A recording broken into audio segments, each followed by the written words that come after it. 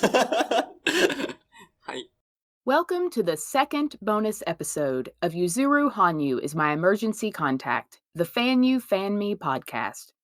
It's Valentine's Day, and I wanted to do something special for all those Fanyus who may be suffering through this day of romance. As for me, I can't think of a better way to spend my Valentine's morning, day, evening, and night than by watching Yuzu's Blinding Lights from Stars on Ice 2021. It was the performance that brought out Yuzu's adultness in the first 7 notes and caused Fanyus to seriously level up. So prepare yourself for some faux-fingerless gloves, come-hither looks, and trash bag pants of sin as we relive the performance we'd all like to believe was intended only for us. You can keep your flowers and chocolates. All we need is Yuzu. せーの。 There's a global pandemic, and Yuzu is an adult. How can you write a blog about Yuzuru Hanyu and not comment on Blinding Lights from Stars on Ice? This was the question I found myself asking when weeks had passed and I still hadn't written anything about that. It seemed everything which could be said, screenshotted, and fantasized had already been said, screenshotted, and fantasized. But honestly, Yuzu didn't leave much need for fantasization.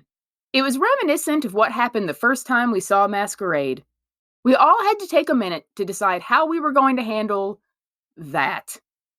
In fact, before Blinding Lights, some of us were still sitting alone in a dark corner dealing with that one. But this time we had been semi-warned it was going to be epic. LGC hair, let me entertain you costume, self-proclaimed not sexy Yuzu being Super Slam winner of sexy. But I still don't think we were prepared for what happened when we hacked into Yuzu Mission Control to experience it live for ourselves. I have a confession. When it started, I actually found it a little funny. It was so un-Yuzu. Or maybe that giggling was coming from something else going on deep inside of me. Because it wasn't long before it became something very much not funny. And once the slow motion replays started surfacing, I found myself thinking, I don't know what I'm supposed to do now. The answer? Find a new dark corner and watch it again. You can't talk about this performance without giving the biggest shout out to Yonkai 10 Pixel for the incredible, life-changing 4K video compilations. More on those later. Special kansha also goes out to Japan for being smart enough to know that if Yuzu is going to do that, you need to have multiple cameras on him the whole time. Thank you, Nihon, even for the wide-angle shots, for which I usually show little gratitude. The fact that Yuzu choreographed this, himself, makes it even better. Knowing Yuzu's special brand of particularness, I love imagining him practicing every finger bend, camera look, and shoulder roll in the mirror of his hotel room. Room service menu is camera 1, bathroom door is camera 2, suitcase rack is camera 3.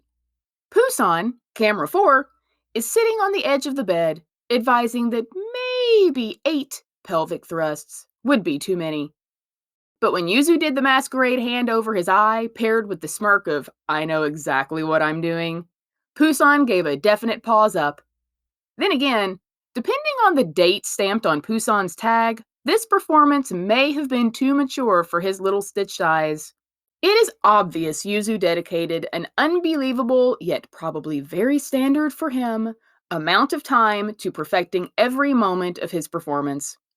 And since Yuzu is a photogenic phenomenon, you could freeze any millisecond from any of these camera angles and still have a gallery-worthy photograph.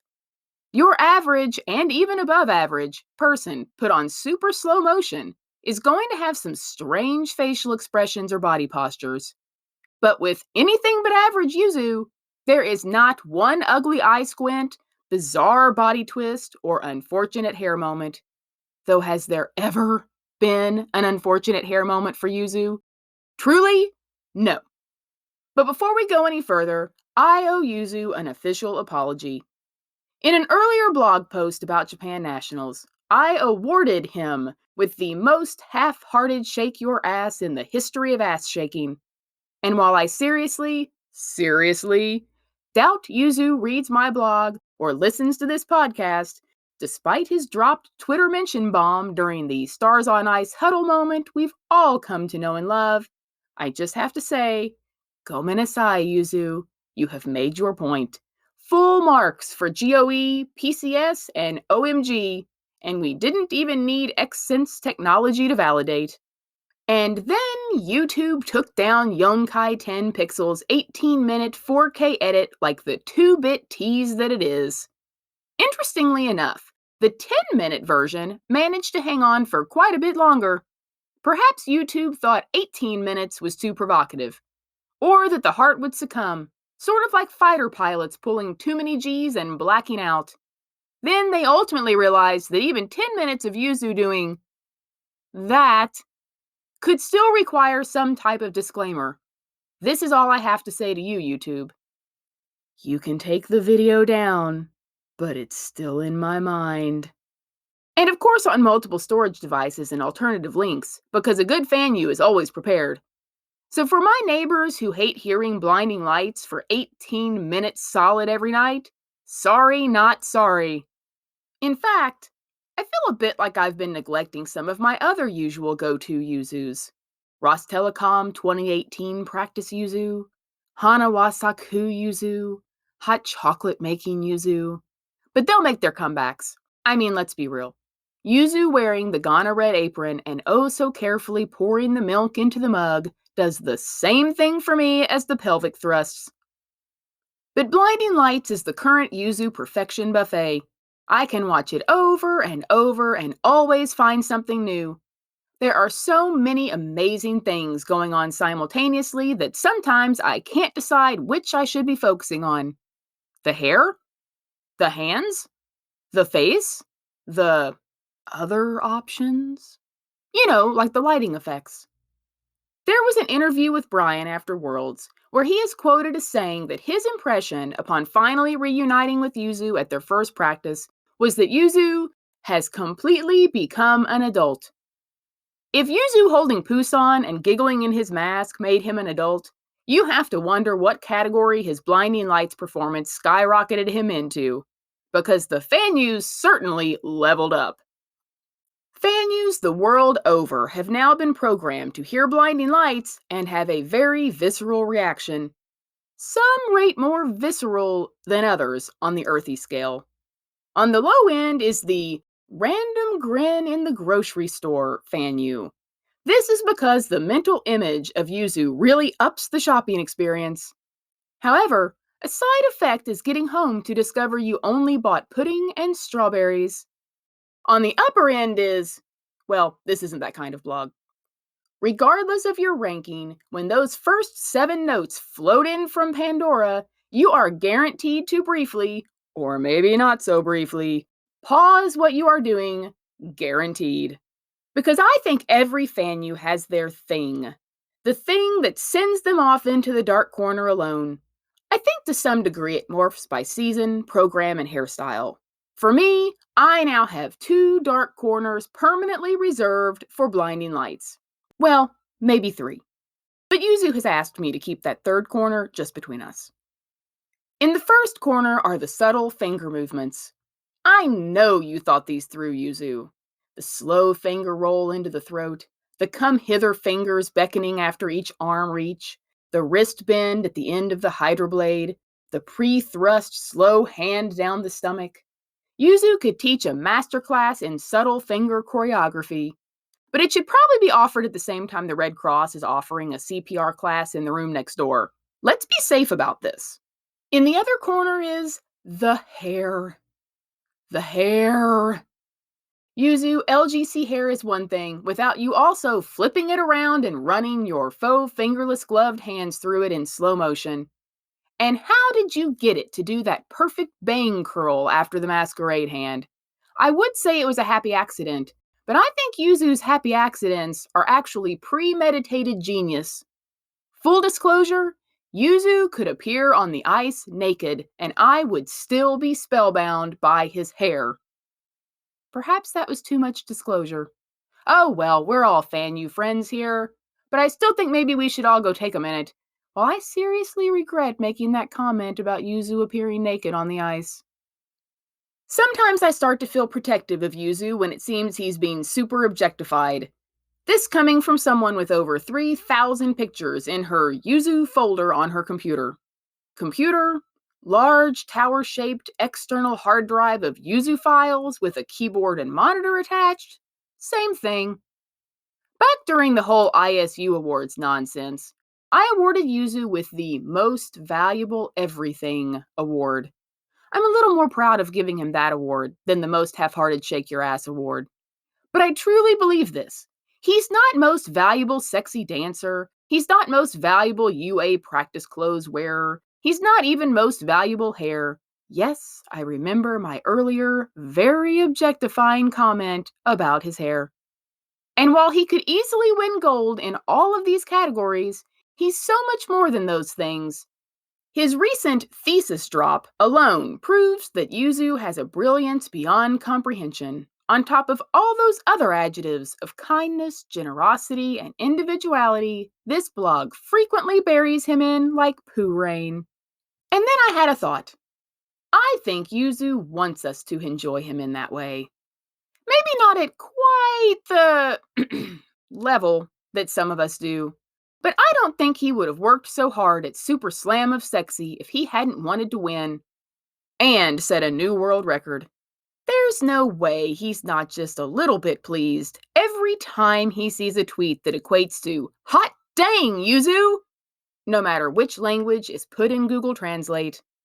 I bet the smile of satisfaction looks something like the one he flashes early on in one of the blinding performances. Those Fanyus on the Blinding Lights high score leaderboard will know exactly the one I mean.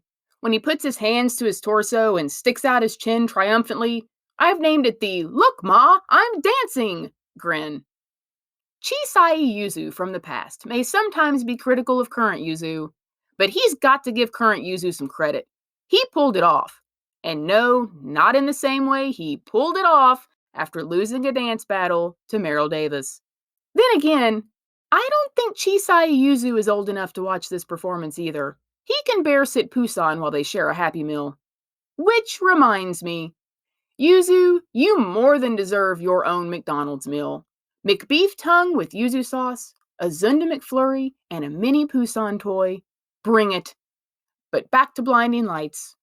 All this to say, I just hope Yuzu is proud of himself. I hope when he hears Blinding Lights, he pauses and thinks, nailed it. On top of everything else, he has completely commandeered this song as his own. He should have been the one accepting all the Billboard Music Awards for it. In fact, anytime I hear this song in the real world, I am baffled at why it doesn't go on for 18 minutes. The Weeknd should at least send Yuzu a thank you note. He earned it. But Yuzu being Yuzu, I bet he still managed to find Kuyashi moments in his performance. He probably had 27 smoldering looks planned and only got in 26. I was going to make a joke here about him possibly popping one of the pelvic thrusts, but it came out sounding far more provocative than intended. So we'll just move on and wrap it up, lest we send the earthier Fanyus into another dark corner, of which we are running out of. Blinding Lights has caused many Fanyus to reassess their level. I thought I was a grocery store grin Fanyu, but what if now I'm a person I want to protect Yuzu from Fanyu? This is just one example of what this time of Fanyu evaluation has looked like. If you aren't sure whether you're in this evaluation phase or not, it's easy to test. Look around. Are you in a corner? Is it dark? If your answers are yes, you're evaluating. A fellow Fanyu wondered what is on the other side of the line from being an innocent Fanyu. What exactly does that next level look like? Personally, I think it looks something like having a podcast about Yuzuru Hanyu. 完成です。 Each episode in the There's a Global Pandemic series focuses on a key Yuzu event that has happened since the onset of the pandemic. Future episodes will talk about the Skate Forward video, where Yuzu saved our sanity by skating for us while wearing shoes indoors. The ISU Awards, where it looked like the ISU was going to give an award to anyone but Yuzu. Yuzu's decision to keep his jacket on to save the world by withdrawing from the 2020-2021 Grand Prix Series. The 2020 Japan Nationals, when Yuzu made his triumphant return. His gift to worlds when he picked up a flower and our hearts with Hana wa Saku, and even the infamous Scream on Ice. If you don't want to miss any future bonus episodes, make sure you subscribe to Yuzuru Hanyu as my emergency contact, the FanyuFanme podcast. Or you can always find FanyuFanme on Twitter, Facebook, Instagram, Redbubble, YouTube, or the official website with the blog that started it all at FanyuFanme.com. I hope everyone has a lovely Valentine's Day, no matter if you're celebrating with your Valentine or your Yuzu. And if you're spending it with both, just try not to compare the two, because there will always be one clear winner, and I think we all know what his name is. Come back for the next bonus episode of There's a Global Pandemic, the series where our hearts are with Yuzu, but even they know to still stay 6 feet away. The FanyuFanme podcast is a Back to the Forest production. Back to the forest?